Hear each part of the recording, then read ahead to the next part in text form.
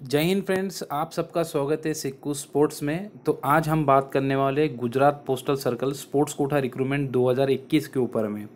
तो काफ़ी लोगों के व्हाट्सअप में मैसेजेस थे कि सर जो अपडेट है, करंट वाली अपडेट क्या है, मुझे हम बताइए, हमें समझ नहीं आ रहा है। क्योंकि हमारे घर पे जो है रिजेक्टेड के लेटर आ रहे हैं, तो ये सबको आ रहे हैं कि नहीं आ रही है, सारा कुछ प्लीज़ बताइए।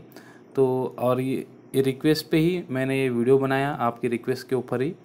तो वीडियो स्टार्ट करने से पहले ही बताऊंगा कि जो व्यूवर्स हमारे चैनल पे पहली बार आए तो चैनल को ज़रूर सब्सक्राइब करें, ताकि आपको जो न्यू अपडेट रहेंगी गुजरात पोस्टल सर्कल से या कोई भी स्पोर्ट कोटा की, तो वीडियो के माध्यम से मैं आप तक पहुंचाऊंगा। ठीक है, तो यहाँ चलो हम बात करते हैं लेटर्स की, किसको किसको मिल रहे हैं कॉल लेटर्स और किस तरह से आते हैं। देखो ये सामने एक लेटर है, मैंने टेलीग्राम ग्रुप में आपको पहले ही मैसेज किया था कि 5 तारीख को जो है स्पीड पोस्ट से लेटर भेज दिया गया है रिजेक्टेड कैंडिडेट के घर पे। जिनका फॉर्म रिजेक्ट हुआ है उनके घर पे कॉल लेटर सेंड कर दिया गया है। तो अभी ये लेटर्स किस किस को आ रहे हैं, सबको आ रहे हैं या कुछ प्लेयर्स को आए हैं या पूरे रिक्रूटमेंट में 188 कैंडिडेट उन सबको आ गए? तो चलो बताता हूँ। तो देखिए ये पहला कॉल लेटर है जिनका जो है इनकरेक्ट फॉर्म सबमिशन की वजह से ये कर दिया रिजेक्ट। तो यहाँ रीज़न दिया गया था फॉलोइंग रीज़न, तो उसमें इनकरेक्ट फॉर्म सबमिशन, इसकी वजह से इनका फॉर्म रिजेक्ट कर दिया गया है। ठीक है, अभी गलती तो सही में थी इसमें कि आपने फॉर्म फिल करते समय जैसे दोनों ऑप्शन थे वहाँ सर्टिफिकेट अपलोड करने के, तो आपने सर्टिफिकेट ही अपलोड किया होगा। तो काफ़ी प्लेयर्स ने जो है फॉर्म नंबर 1 लगाया, जिन्होंने फॉर्म नंबर 1 लगाया उनका फॉर्म रिजेक्ट नहीं हुआ है, जिन्होंने सर्टिफिकेट अपलोड किए उनका फॉर्म रिजेक्ट कर दिया गया है। ठीक है, आप कहोगे इस भैया सर हमको वहाँ पे तो उन्होंने बुलाया था डॉक्यूमेंट वेरिफिकेशन के समय और हमसे फॉर्म नंबर 1 भी मंगवाया।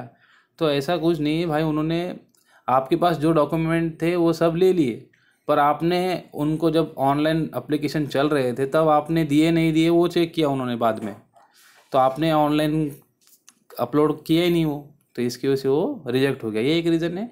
दूसरा रीज़न है कि काफ़ी बच्चे इसमें जो थे वो प्राइवेट फेडरेशन के थे, प्राइवेट फेक जो फेडरेशन होते हैं ना, जो मिनिस्ट्री से रजिस्टर्ड नहीं है, वो वाले फेडरेशन के थे, उनको तो बाहर ही कर दिया उन्होंने। भले 1 न लगाओ 2 लगाया, सही भरा हो पूरा, और गुजरात लैंग्वेज भी थी साथ में, उनको तो पहले ही बाहर कर दिया गया। ठीक है, तो ये एक रीज़न हो गया। अब बात आती जो ओरिजिनल प्लेयर्स थे उनका क्यों रिजेक्ट किया गया। तो देखो जो कुछ ओरिजिनल प्लेयर्स ऐसे थे जिन्होंने क्या किया, फॉर्म फिला तो सही किया, सर्टिफिकेट लगाया, साथ में फॉर्म नंबर 1 भी लगाया, पर उनका रिजेक्ट क्यों हुआ?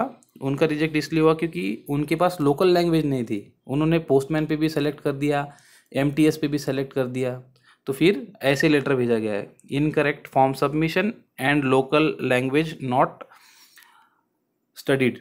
ठीक है, इसकी वजह से फॉर्म रिजेक्ट हुआ, ये एक रीज़न हुआ। यानी कि जो ओरिजिनल प्लेयर है, जैसे काफ़ी ओरिजिनल प्लेयर थे बॉल बैडमिंटन के, उन्होंने क्या किया, सभी ऑप्शन पे क्लिक कर दिया, postal assistant, sorting assistant, MTS, postman, mail guard, ये सबको उन्होंने अप्लाई कर दिया।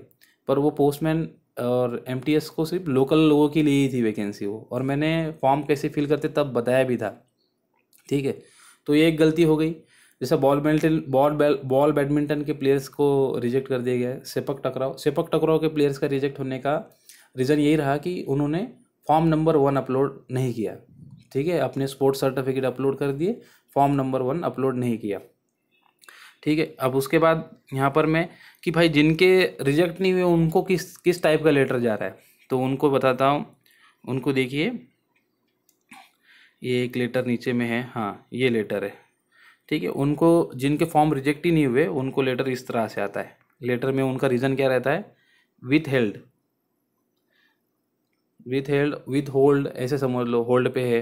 यानी होल्ड पे क्यों है, उन्होंने यहाँ मेंशन किया, document forwarded to DOPT new Delhi through postal directorate new Delhi. यानी कि डाक भवन से जो फाइल है इन्होंने डीओपीटी को सेंड की है कि भाई हमने ये प्लेयर जो है सेलेक्ट किया है, तो आप इसको एक अच्छे से एक बार वेरीफाई करके हमको इसका रिप्लाई दो। फिर डीओपीटी डायरेक्टोरेट को रिप्लाई देगा, फिर डायरेक्टोरेट क्या करेगा, गुजरात सर्कल को रिप्लाई करेगा कि हाँ जो वेरिफिकेशन जो आपने कैंडिडेट भेजा था ये पूरा वेरीफाइड है, आप इसको ये मंथ के अंदर में ज्वाइनिंग दे सकते हैं। तो फिर ज्वाइनिंग का प्रोसेस क्या होगा, सर्कल क्या करेगा, अभी लिस्ट लगाएगा पहले एलिजिबल और नॉट एलिजिबल, क्योंकि रिक्रूटमेंट ख़त्म नहीं हुई, काफ़ी 80% लोगों का फॉर्म रिजेक्ट हो गया इसमें, क्योंकि फॉर्म पूरी तरह से गलत सच में भरा है। मैंने पीडीएफ बच्चों से मंगाई कि आपका पीडीएफ सेंड करिए मुझे जो आपने फॉर्म भरा था, तो वो फॉर्म मैंने चेक किए तो उसमें बहुत सारा गलती थी, जैसा कि सर्टिफिकेट की गलती थी। उन्होंने सबने सर्टिफिकेट ही अपलोड किया। कुछ प्लेयर्स है जो जेन्युइन अथेंटिकली उन्होंने जैसे मैंने वीडियो में बताया था वैसे अप्लाई किया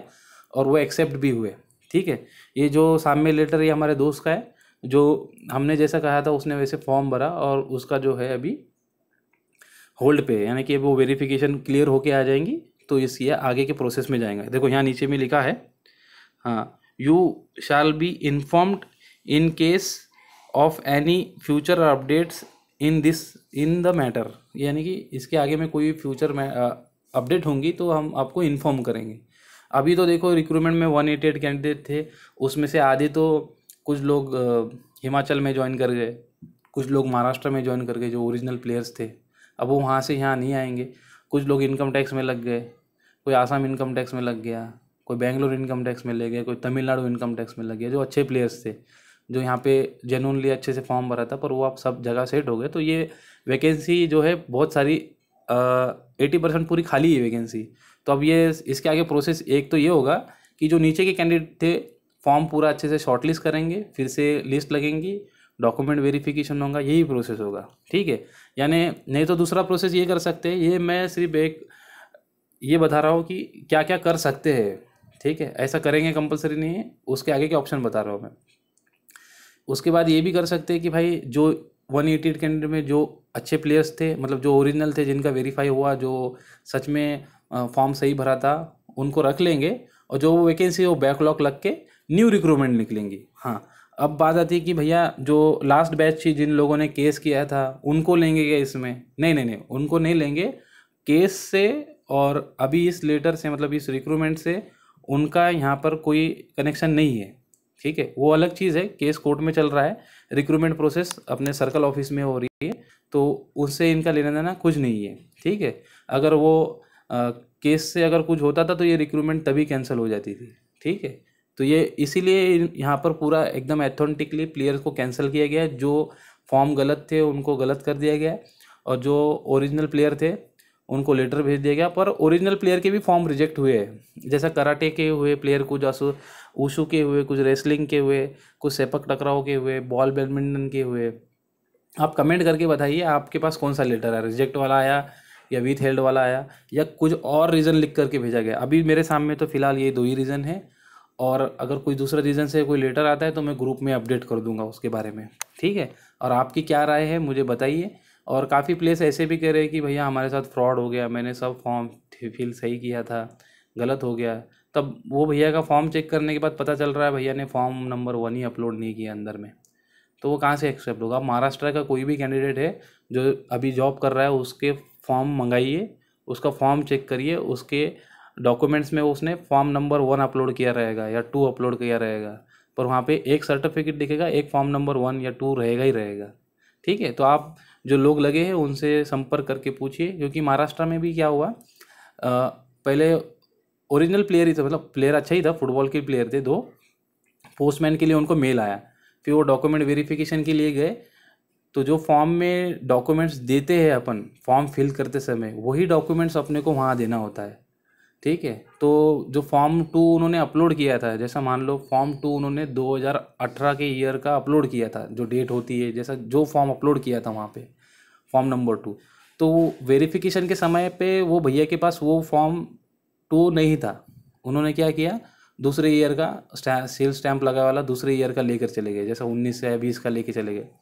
तो वो ले जाने के बाद उन्होंने तो उसकी फ़ाइल ले ली, पूरे डॉक्यूमेंट्स लगा के रख दिया, फिर बाद में उन्होंने चेक किया कि यार ये तो अपलोड करते समय उसने दूसरा दिया है और अभी दूसरे डेट का दिया, तो वो वैसे प्लेयर भी उन्होंने रिजेक्ट किए। महाराष्ट्र में 10 से 11 प्लेयर थे ऐसे जिनको बाहर कर दिया गया। हैंडबॉल के कुछ प्लेयर्स थे जिनके फॉर्म नंबर 1 2 जो अपलोड किए वो नहीं दिए। मतलब ये नौकरी दे रहे, जॉब दे रहे, तो पूरा बारीकी से चेक करते हैं। और वेरिफिकेशन भी कैसी होती है, देखो गुजरात पोस्टल सर्कल मिनिस्ट्री को भेजता ही भेजता है, कुछ डाउट हो तो मिनिस्ट्री क्या करती है, ministry of youth and sports affair आपके फेडरेशन को भेजती है, वहाँ से रिप्लाई लेकर के पूरा कोऑर्डिनेट करके ही वो एक प्लेयर को सेलेक्ट करते हैं अच्छे से, नहीं तो उसको होल्ड पे रख देंगे जब तक रिप्लाई नहीं आता, तब तक जो कि पता नहीं चलता।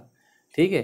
पर डायरेक्ट किसी को ज्वाइनिंग नहीं मिलेगा जब तक कि सब जगह से वेरीफाई होके प्लेयर अच्छे से नहीं आता, तब तक कि किसी को ज्वाइनिंग नहीं मिलेगा, ठीक है।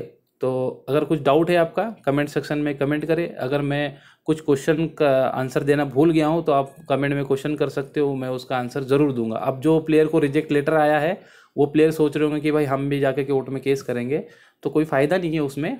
आप जाके कर सकते हो क्योंकि आपका राइट है, पर मेरा एक राय है कि उससे कुछ नहीं मिलेगा, क्योंकि जो लास्ट जो बैच थी जिनका नाम आया फिर उनको हाँ कैंसिल कर दिया गया। आप उनसे संपर्क करके पूछ सकते हो, क्योंकि कितना वेट करना पड़ता है और कुछ कुछ इन्फॉर्मेशन मिलती नहीं वहाँ से भी, ठीक है।